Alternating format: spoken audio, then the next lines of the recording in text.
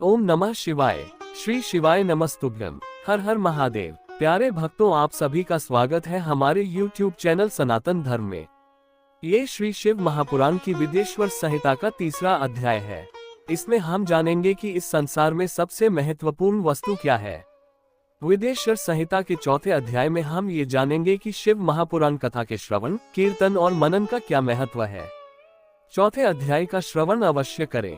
व्यास जी बोले। सूत जी का ये वचन सुनकर वे सब महर्षि बोले, अब आप हमें वेदांत के सार सर्वस्वरूप अद्भुत शिव पुराण को सुनाइए। मुनियों का ये वचन सुनकर अतिशय प्रसन्न हो वे सूत जी शंकर जी का स्मरण करते हुए उन श्रेष्ठ मुनियों से कहने लगे।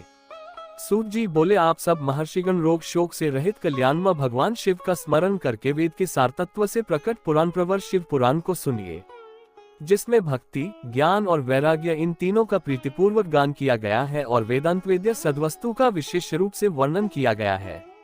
हे ऋषिगण, अब आप लोग वेद के सारभूत पुराण को सुने।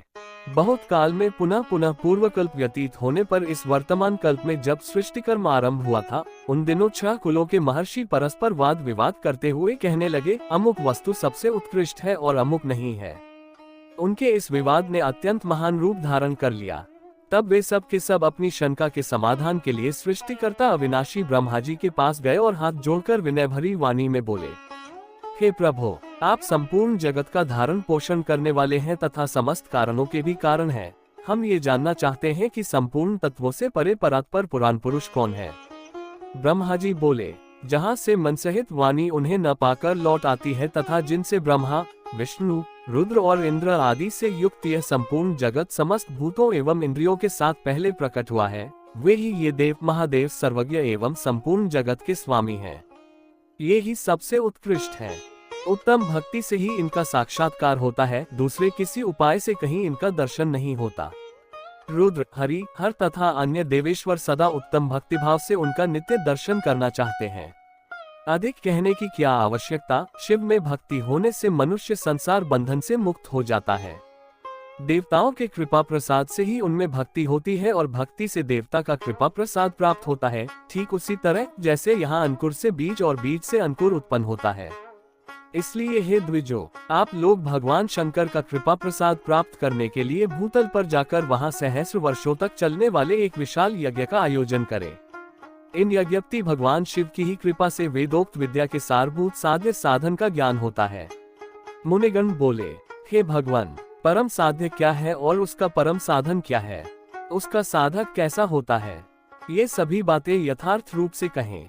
ब्रह्मा जी बोले, शिवपद की प्राप्ति ही साध्य है, उनकी सेवा ही साधन है तथा उनके प्रसाद से जो नित्य नैमित्तिक आदि फलों की ओर से स्प्रे होता है वही साधक है। वेदोक्त कर्म का अनुष्ठान करके उसके महान फल को भगवान शिव के चरणों में समर्पित कर देना ही परमेश्वर पद की प्राप्ति है। वही सालोक्य आदि के क्रम से प्राप्त होने वाली मुक्ति है। उन पुरुषों की भक्ति के अनुसार उन सबको उत्कृष्ट फल की प्राप्ति होती है। उस भक्ति के साधन अनेक प्रकार के हैं, जिनका प्रतिपादन साक्षात महेश्वर ने ही किया है।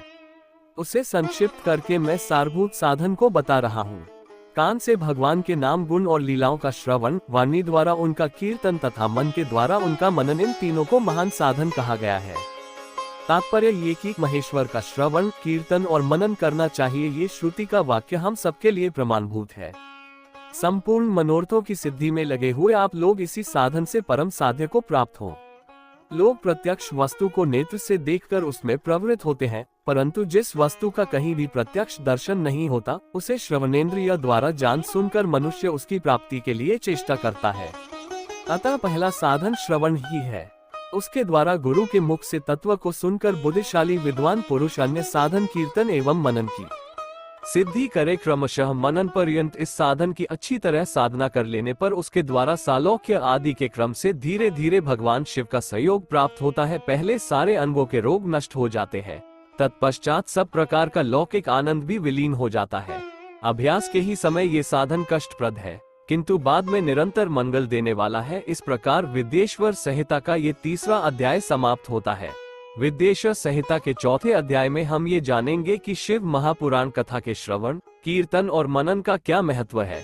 चौथे अध्याय का श्रवण अवश्य करें और हमारे YouTube चैनल सनातन धर्म को सब्सक्राइब जरूर करें ताकि हर एक वीडियो की नोटिफिकेशन आपको मिलती रहे।